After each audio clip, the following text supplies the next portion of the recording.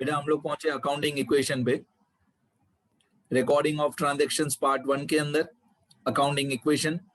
इसके अंदर मैं आप लोगों को बैलेंस शीट बताया था।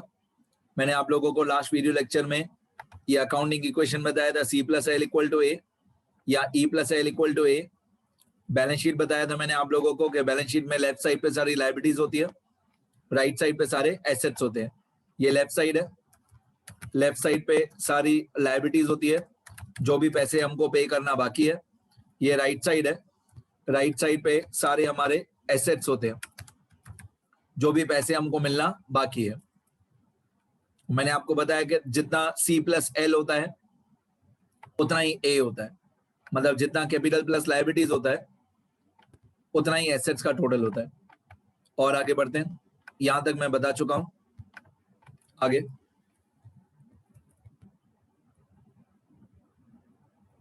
इसके आगे ये एक बैलेंस शीट है। अब जो अकाउंटिंग इक्वेशन होती है, अकाउंटिंग इक्वेशन के व्यू पॉइंट से सुनना ध्यान से, from view point of accounting equation there can be only 4 types of transactions. From viewpoint of accounting equation, there can be only 4 types of transactions, which are as follows. मतलब जब भी हम लोग accounting equation solve करेंगे तो 4 ही type की transactions आ सकती है। देखना ध्यान से, ये 4 टाइप की ट्रांजैक्शन कौन सी होती है, ये अभी आपको दिख रहा होगा बैलेंस शीट में। पहला टाइप, अगर कोई एसेट प्लस होगा तो लायबिलिटी भी प्लस होगी। मतलब अकाउंटिंग इक्वेशन जब हम लोग सॉल्व करेंगे, जब हम प्रैक्टिकल एग्जांपल्स करेंगे अकाउंटिंग इक्वेशन के, तो from view point of accounting equation 4 he type की ट्रांजैक्शंस पॉसिबल है। अगर कोई एसेट प्लस होगा तो लायबिलिटी भी प्लस होगी, ये हमारा टाइप 1 हुआ। मतलब एसेट बढ़ेगा तो लायबिलिटी भी बढ़ेगी, प्लस मतलब इंक्रीज। अगर कोई एसेट इंक्रीज होगा तो लायबिलिटी भी इंक्रीज होगी। आप प्लस बोल सकते हो, इंक्रीज बोल सकते हो या ऐड बोल सकते हो। ये पहला टाइप हो गया। दूसरा टाइप, अगर कोई एसेट डिक्रीज होगा, अगर कोई एसेट डिक्रीज होगा तो हमारी लायबिलिटी भी डिक्रीज होगी। एसेट कम होगा तो लायबिलिटी भी कम होगी। तीसरा टाइप, एक एसेट इंक्रीज हुआ, एक एसेट इंक्रीज हुआ और एक एसेट डिक्रीज हुआ।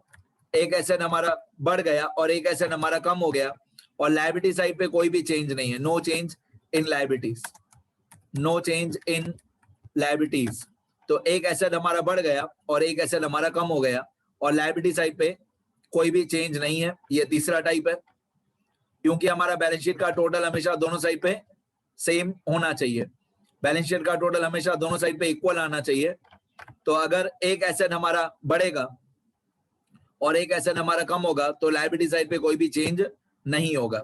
इसके बाद फोर्थ टाइप, एक लायबिलिटी हमारी बढ़ जाएगी, एक लायबिलिटी हमारी बढ़ जाएगी, अ लायबिलिटी इंक्रीजेस, एक लायबिलिटी इंक्रीज होगी तो एक लायबिलिटी हमारी डिक्रीज होगी और एसेट साइड पे नो चेंज होगा, एसेट साइड पे कोई भी चेंज नहीं होगा।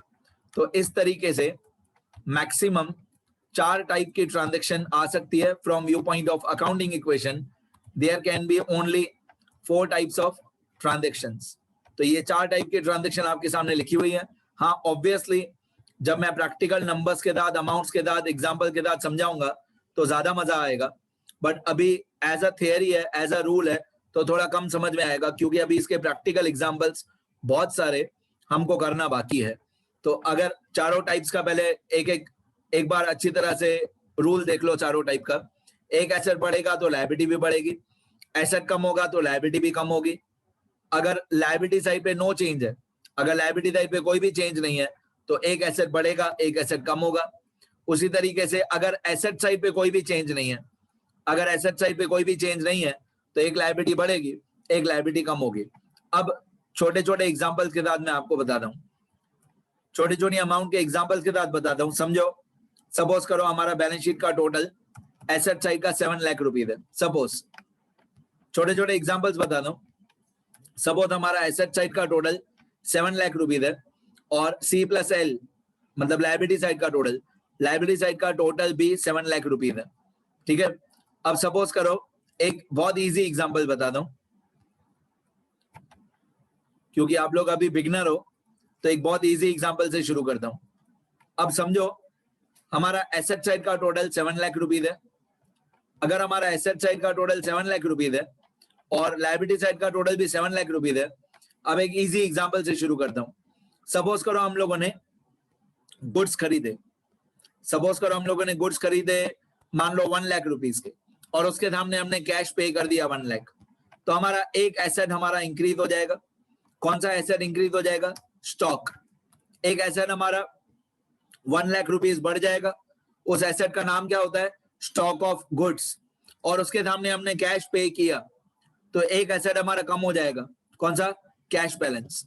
तो स्टॉक ऑफ गुड्स बढ़ जाएगा और कैश बैलेंस जो है वो कम हो जाएगा। मतलब यहाँ पे 1 लाख रुपीज प्लस होगा स्टॉक ऑफ गुड्स में और 1 लाख रुपीज माइनस होगा कैश में। तो जो हमारा एसेट साइड का टोटल पहले 7 लाख था, वो 7 लाख का 7 लाख सेम ही रहेगा, क्योंकि अगर एक एसेट बढ़ेगा तो एक एसेट कम होगा। अब 99% ट्रांजेक्शंस अकाउंटिंग इक्वेशन में ये टाइप 3 की होती है। मैक्सिमम ट्रांजेक्शंस टाइप 3 की होती है कि एक एसेट बढ़ता है, एक एसेट कम होता है। मतलब बैलेंस शीट का टोटल जो है वो दोनों साइड पे हमेशा इक्वल आना चाहिए। अच्छा, ऐसा जरूरी नहीं है कि हमेशा 7 लाख ही आएगा। 7 लाख की जगह पे कोई और अमाउंट भी हो सकती है। सपोज करो हमारा एसेट साइड का टोटल है 12 लाख। अगर हमारा एसेट साइड का टोटल 12 लाख है तो लायबिलिटी साइड का टोटल भी 12 लाख रुपीज आना चाहिए। जितना एसेट साइड का टोटल होना चाहिए उतना ही लायबिलिटी साइड का टोटल होना चाहिए। तो ये जस्ट एक मैंने छोटा सा एग्जांपल बताया कि हम लोगों ने गुड्स खरीदे 1 लाख रुपीज के। ये छोटा सा एग्जांपल मैंने आपको बताया। Example, purchased goods of rupees 1 lakh for cash. अगर हम लोगों ने 1 लाख रुपीज के गुड्स खरीदे फॉर कैश, तो हमारे बिजनेस में आया क्या और गया क्या? मैंने आपको बताया बहुत बार कि अकाउंटिंग में कंपलसरी है, अकाउंटिंग में कुछ आएगा तो कुछ जाएगा भी। तो अगर हम लोगों ने गुड्स खरीदे तो हमारे पास आया क्या? स्टॉक ऑफ गुड्स, और गया क्या? कैश। तो एक एसेट हमारे पास आया। कौन सा एसेट आया? Asset increases. कौन सा एसेट इंक्रीज हुआ? Stock of goods. Stock of goods एक एसेट होता है, ये इंक्रीज होगा। अच्छा, कितना इंक्रीज होगा? 1 लाख रुपीज। तो अगर हमने गुड्स खरीदे तो एक एसेट हमारा बढ़ जाएगा स्टॉक ऑफ गुड्स, और एक एसेट हमारा कम हो जाएगा। एक एसेट हमारा कम हो जाएगा। कौन सा? Cash balance. तो मैं लिखूंगा एक एसेट डिक्रीजेस। कौन सा एसेट डिक्रीज होगा? कैश बैलेंस जो है वो हमारा कम हो जाएगा। तो मैं लिखूंगा कैश बैलेंस डिक्रीजेस। कितना? 1 लाख। तो एक एसेट बढ़ गया, एक एसेट कम हो गया।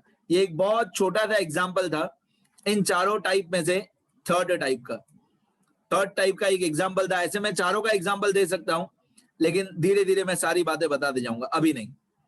तो from view point of accounting equation 4 he type के ट्रांजेक्शन हो सकते हैं। पहला टाइप, एसेट बढ़ेगा तो लायबिलिटी भी बढ़ेगी। दूसरा टाइप, एसेट कम होगा तो लायबिलिटी भी कम होगा। तीसरा टाइप, लायबिलिटी टाइप पे नो चेंज, एक एसेट बढ़ेगा एक एसेट कम होगा। चौथा टाइप, एसेट साइड पे नो चेंज, एक लायबिलिटी बढ़ेगी और एक लायबिलिटी कम होगी। और मैंने एक छोटा सा एग्जांपल आपको बता दिया, ठीक है। तो बैलेंस शीट का टोटल जो है वो हमेशा दोनों साइड पे इक्वल होना चाहिए। जरूरी नहीं है कि अमाउंट 12 लाख आएगी दोनों साइड पे, या अमाउंट 7 लाख आएगी दोनों साइड पे। अमाउंट कोई भी हो, लेकिन दोनों साइड पे हमेशा इक्वल होना चाहिए, ठीक है। आगे बढ़ते हैं, नेक्स्ट टॉपिक। ये टॉपिक जो है नेक्स्ट वाला, ये भी थोड़ा सा टिपिकल है, ध्यान देंगे सब लोग। इसमें एक बैलेंस शीट मैंने बना के रखी है, मैं इनको नंबर दे देता हूं। मान लो ये आउटस्टैंडिंग इनकम है, इसको मैं नंबर दे देता हूं 1। Outstanding income 1 first point. फिर यहाँ पे आउटस्टैंडिंग एक्सपेंस है, इसको मैं सेकंड नंबर दे देता हूँ, सेकंड। फिर यहाँ पे प्रीपेड एक्सपेंस है, इसको मैं नंबर दे देता हूँ 3rd। और यहाँ पे लायबिलिटी साइड पे प्री रिसीव्ड इनकम है, इसको मैं नंबर दे देता हूँ 4, ठीक है। प्री रिसीव्ड इनकम को अनअर्न्ड इनकम भी बोलते हैं। अब मैं इन चारों की मीनिंग बताता हूँ, ये क्या होते हैं चारों चीजें। वैसे तो ब्रैकेट के अंदर लिखा हुआ है, पर फिर भी मैं चारों की अच्छे से मीनिंग बता देता हूँ आपको कि ये चारों चीजें क्या होती है। फर्स्ट पॉइंट से शुरू करते हैं। अब फर्स्ट पॉइंट में लिखा हुआ है, 1 नंबर में लिखा हुआ है outstanding income.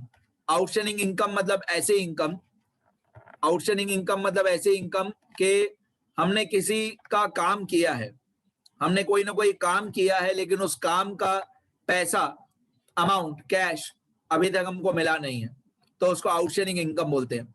Income is yet to be received, मतलब ऐसा कोई काम हमने किया हो, सपोज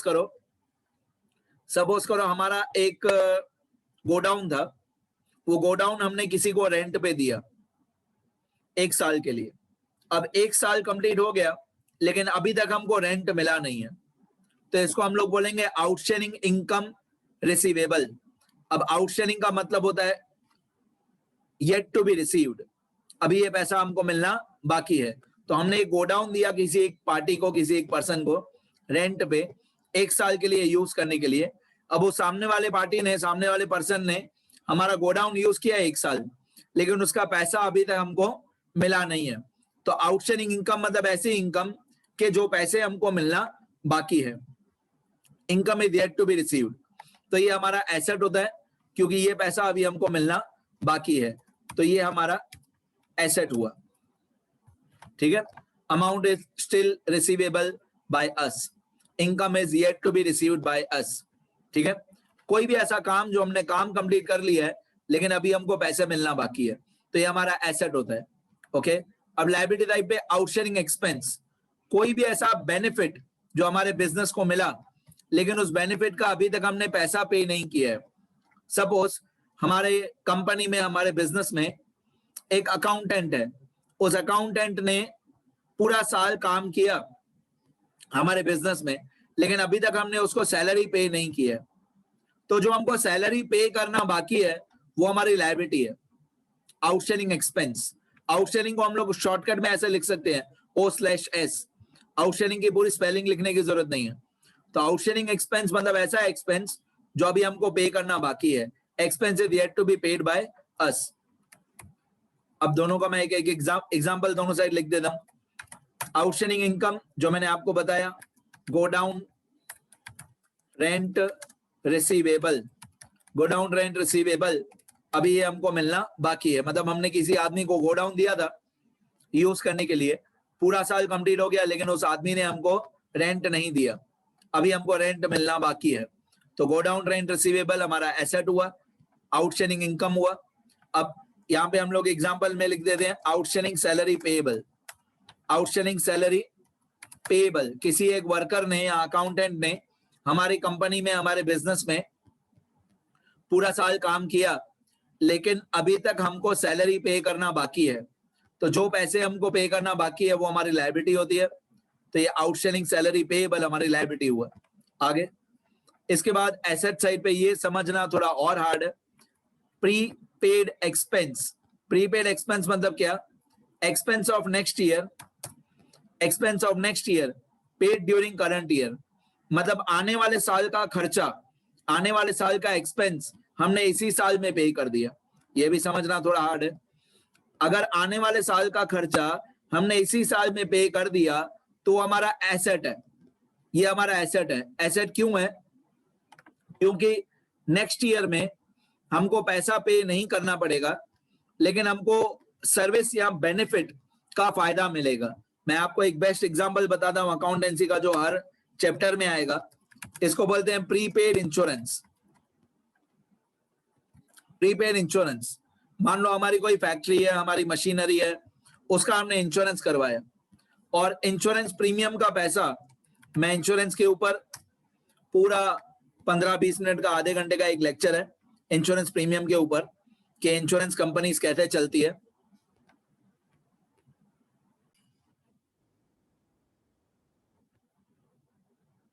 हमारा इंश्योरेंस प्रीमियम के ऊपर अलग से एक मैं वीडियो लेक्चर बनाऊंगा, जिसके अंदर मैं इंश्योरेंस कंपनीज कैसे चलती है, कैसे वो पैसा कमाती है, कहां से उनके पास पैसा आता है, वो सब मैं समझाऊंगा।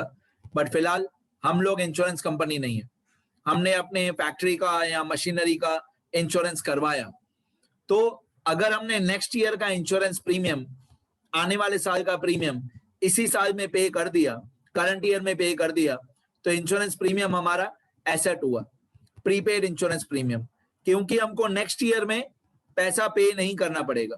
इंश्योरेंस प्रीमियम का पैसा नेक्स्ट ईयर में हमको पे नहीं करना पड़ेगा, लेकिन इंश्योरेंस कंपनी का कवरेज बोलते हैं, क्या बोलते हैं, कवरेज, हमारी पॉलिसी, हमारी इंश्योरेंस की पॉलिसी चलते रहेगी। तो यहाँ पे आप बहुत सारे नए नए शब्द सुन रहे होंगे, कवरेज क्या होता है, पॉलिसी क्या होती है, सब धीरे धीरे आएगा, चिंता मत करो। बहुत सारी बातें आएंगी, लाखों बातें आएंगी, रोज आप लोग नया नया सीखते जाओगे। बस इतना समझो, आज से थोड़े दिन पहले आपको डेटर और क्रेडिटर भी पता नहीं था क्या होता है, आपको ये भी नहीं पता था कि कैपिटल और ड्रॉइंग्स क्या होता है। तो धीरे धीरे धीरे धीरे नए नए टर्म्स, नए नए रूल्स सीखते जाओगे और धीरे धीरे सब्जेक्ट के अंदर चलते जाओगे। ठीक है, तो मैं इंश्योरेंस के ऊपर अच्छी तरीके से पूरा समझाऊंगा, इसके रूल्स लॉज क्या होते हैं सब मैं समझाऊंगा। फिलहाल इतना समझो कि प्रीपेड एक्सपेंस हमारा एसेट होता है।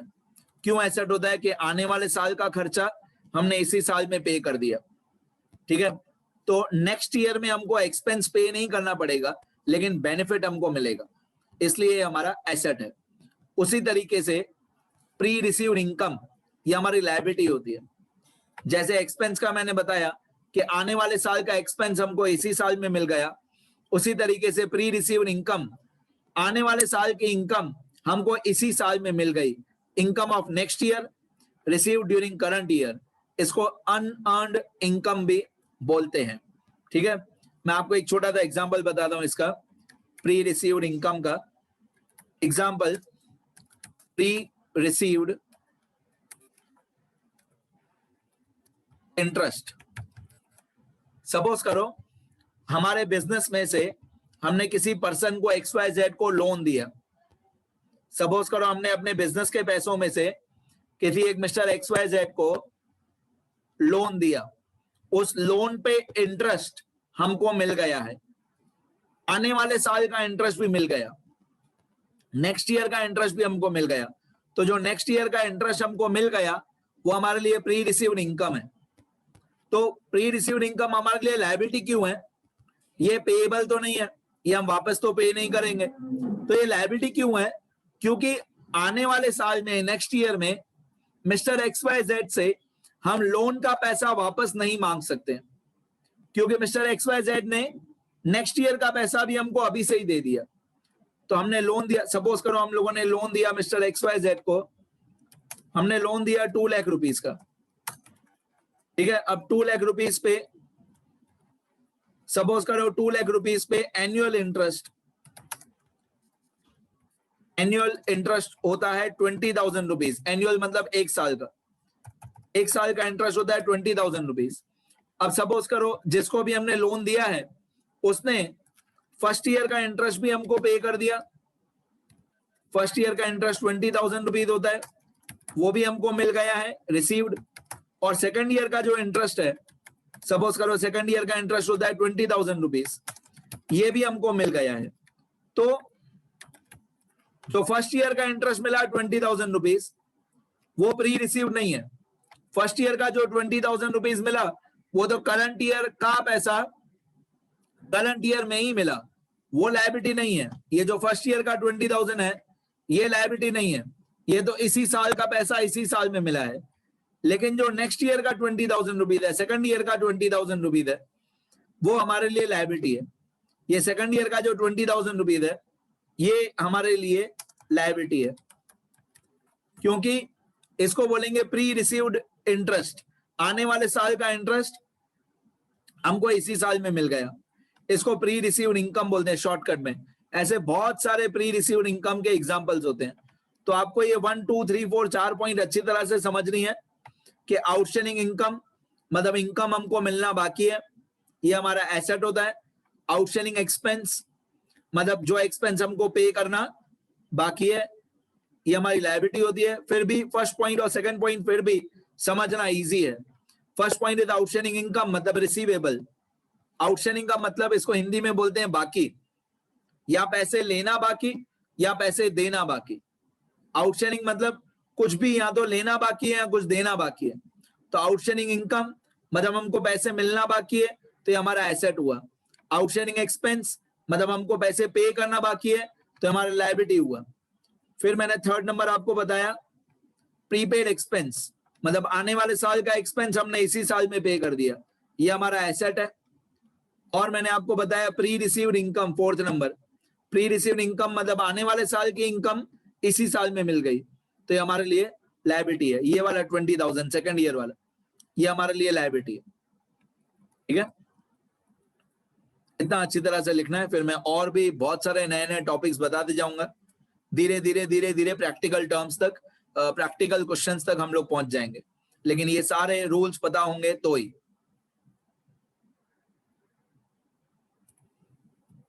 इतना लिखना है सब अच्छी तरह बेटा, जितना भी आपका बाकी हो।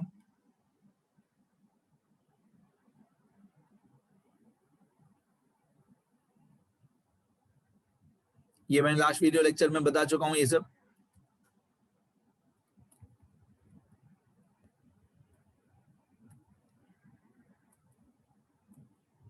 अभी मैंने ये बताया कि 4 टाइप की ट्रांजैक्शंस होती है from view point of accounting equation.